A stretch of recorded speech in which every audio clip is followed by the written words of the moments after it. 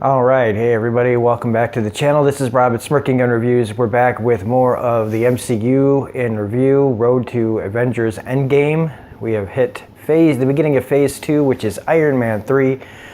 So, full spoilers if you have not seen the episode, this movie episode.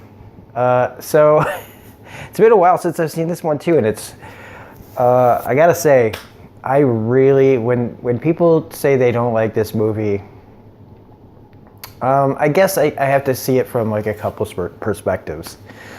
Some people don't like Shane Black movies. They don't even know that they don't like a Shane Black movie. They just don't like his movies, even if they don't know who directed them. You know what I mean? Like, they could see The Nice Guys and Kiss Kiss Bang Bang, not know who directed it, hate them both. Just his style maybe doesn't work for some people, depending on, no matter what it is, because he's not like a box office success. I think he gets a lot of critical success and a lot of cult fan-based success. But he's not known to be a guy who makes the studio a lot of money. He's still riding tall off of Lethal Weapon, all those years ago. And I think people know he's good at what he does. It's just the response from the public just isn't there, and it really bums me out that people like that don't like Shane Black, because he's really, really good. Even when the project is really, really bad, like something like The Predator. The other thing is that the fan base, my group, some of the people in my type of camp didn't like the whole Mandarin twist thing. I happen to think I was disappointed at first, but then when I thought about the movie as a whole, I loved the idea. See, this is how you mess with people's expectations. The Last Jedi, they tried to do the same thing, and that's how you fail.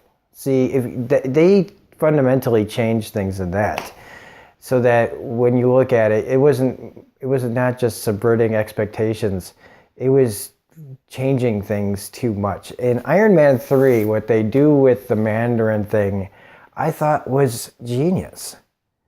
And, I'm almost mad that they went back on it, revealing that there really is a Mandarin out there in Hail to the King. The short that they had, talking about Ben Kingsley's character, Trevor. Where you find out that there really is a Mandarin out there with the 10 rings and everything. And if you don't know what that is, well, look it up, Wikipedia or something. He's an Iron Man Marvel villain. I was a little, kind of disappointed they went back on it, but I'm glad that because that was supposed to just satiate the fans. No, we know there's a Mandarin out there. Sorry that you didn't like what we did. Like kind of doing a Mass Effect 3 where the fans were so pissed off at the ending to that they went and, caved and gave everybody a better ending or whatever it is. And like I said, I love what they did with the Mandarin here. And it's not like they didn't set it up, because this movie does do some good foreshadowing. Early, when they talk about, when Tony's looking at the Mandarin's films that they put out, he says they're all theater. That they're all, like, what was it, panache and theater? This is all that is. He says it right out the gate without, knowing that this whole thing really is just an act. So they call it out early so that you could be prepared. So the people that didn't see it coming and got pissed, learn how to watch a movie, because that's foreshadowing up the butt. There's a few moments of foreshadowing in here, but I really, really dig this movie. I mean, I've been talking about why people don't like it, and I happen to think this is great.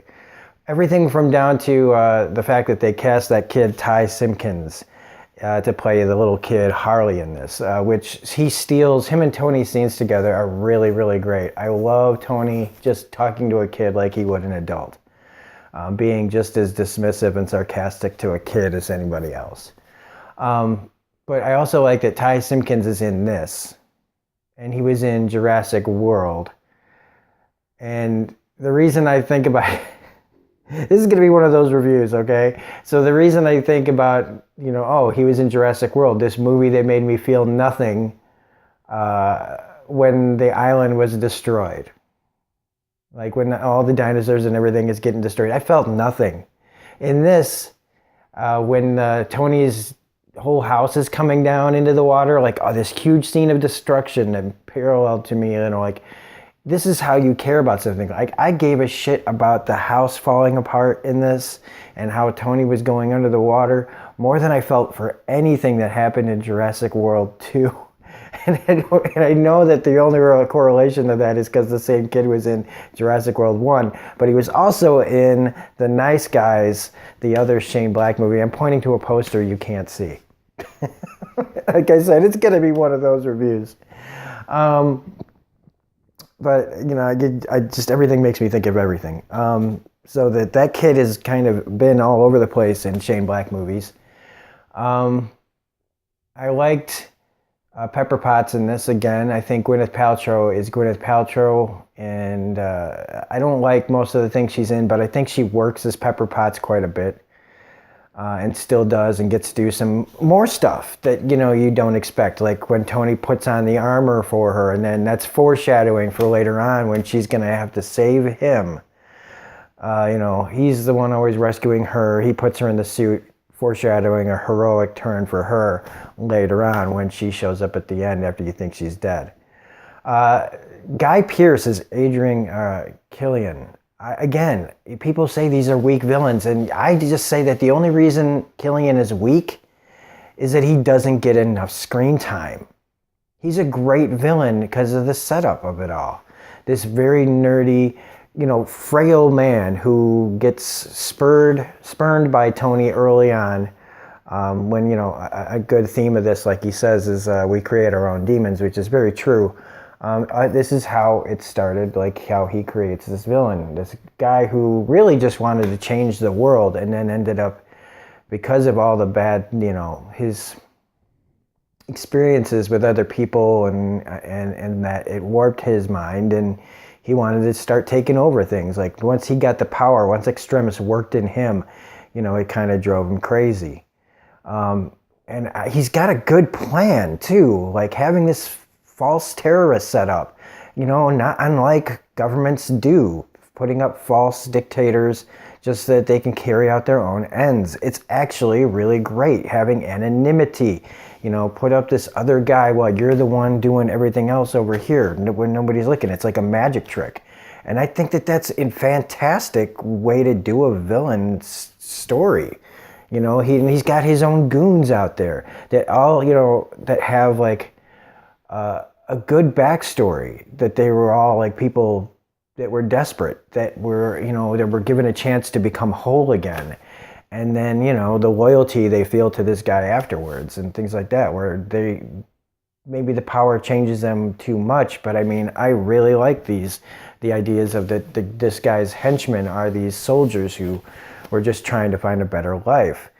One thing that I didn't care about in this was when Happy got hurt. I just kind of didn't care. I think he's one of those characters like Rhodey that are just there to possibly be, sidelined through injury or death.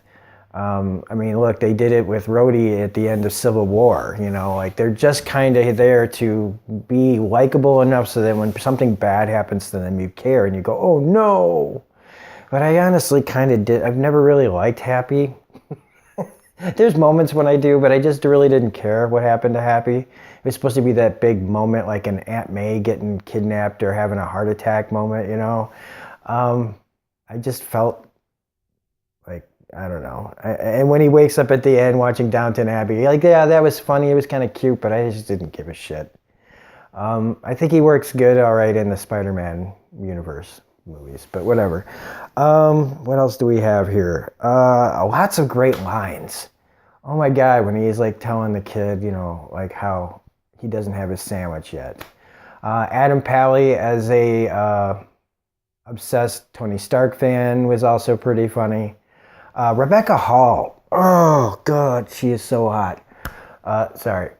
And she's also a very talented actress. I like her in just about everything she's done. She just doesn't get enough to do here, and her death in here was weak. It was weak sauce. I do have to say that. Also, the president, played by William Sadler from Shawshank Redemption and Tales from the Crypt's Demon Knight. Uh, He's just whatever. Miguel Ferrer in this as the vice president was great. I thought he did better as the vice president because, you know, they always have that character in movies like Independence Day, you know, or The Day After Tomorrow, where there's that high up politician who's like out to screw everybody over. And in this, it's Miguel Ferrer, who did pass in 2017. And so that was the first thing I thought. It was, oh man, Miguel Ferrer, you know, from like Crossing Jordan stuff, man. He's nice in this because of that little subtle moment he has when you find out he's bad, and that he does like this kind of, you know, villain turn where you realize he's not going to help, and that means he's bad. But then they give him that little moment of his daughter, or what you presume is his daughter, with a missing leg, and you know right there, without any dialogue, why Miguel Ferrer has gone bad. And it's because of his family. And it's like they're giving him a reason, and it's subtle, but it works. It gives you just enough without having to drown you in some unnecessary plot about another evil politician. So there's that. The whole destruction sequence at the house is just fantastic. I love that scene. The scene with the, you know, in the air when all the 13 people are falling out of the jet and everything, that is fantastic. Why they had to pick 13, I mean, I guess they just wanted to go just a step beyond almost believability of it. But it was filmed and shot so well that sometimes you couldn't tell if it was happening or if it was green screen. I really loved that. It was really intense. The beginning stuff, I'm trying to think of everything in here because there's stuff I know I'm gonna miss. This is still Paramount. Paramount is still doing these, so I'm like really lost at like when the hell did Marvel take over? Because it's still saying Marvel Studios and Paramount.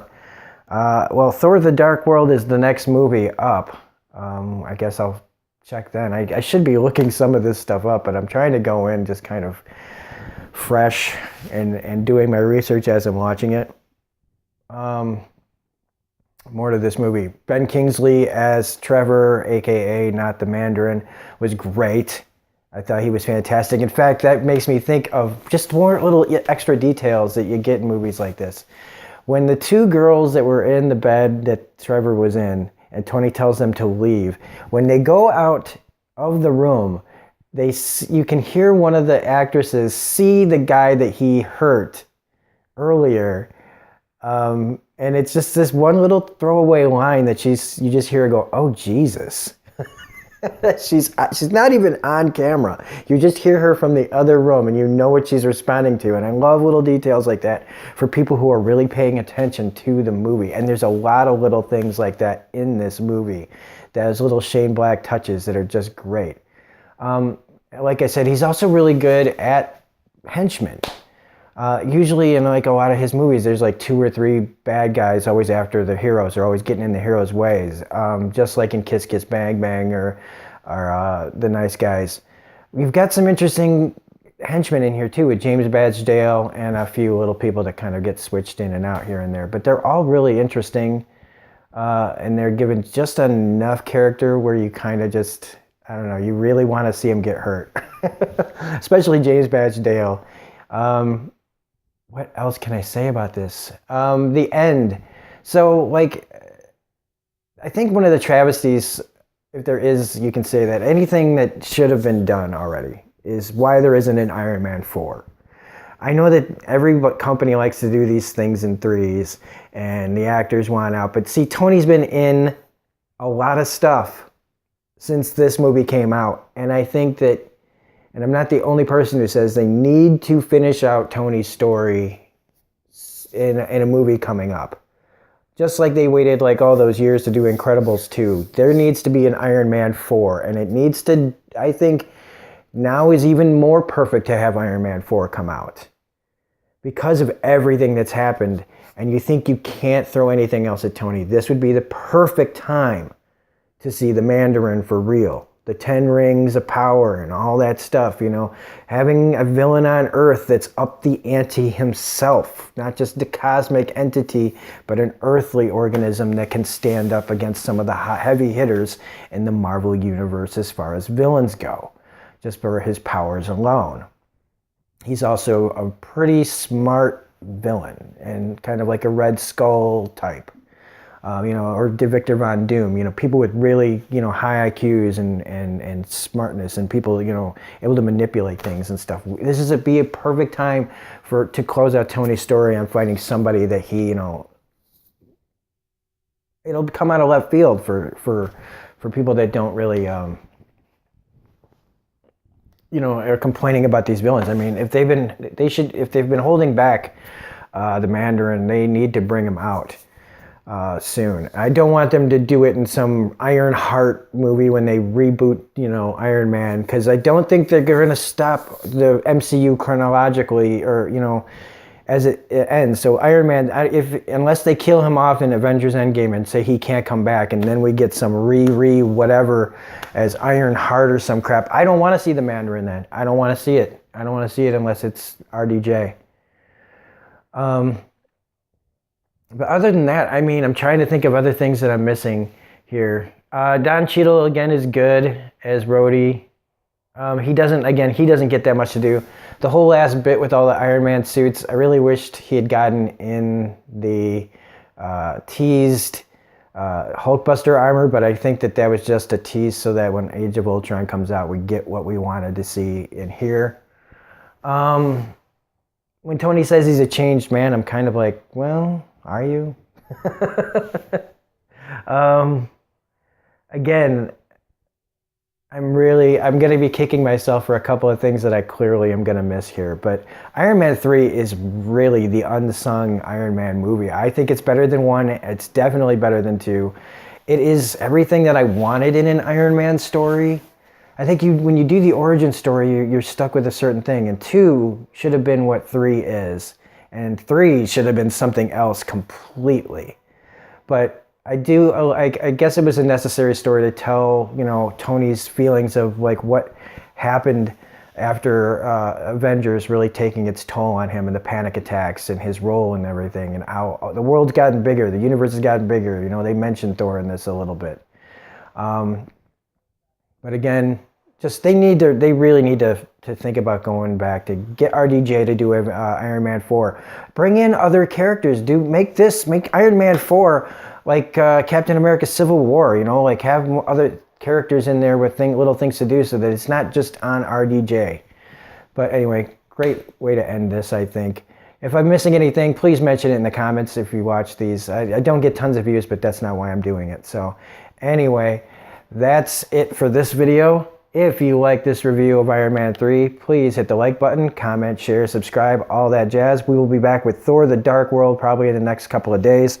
I'm not really looking forward to that one. But that's okay. What the hell is that? So anyway, otherwise, this is Robert Smirking Gun Review saying Walking Dead will be up tonight. And we've got Umbrella Academy, Season 1, Episode 3 will be up later as well. So have a great day, and we will see you next time. Bye.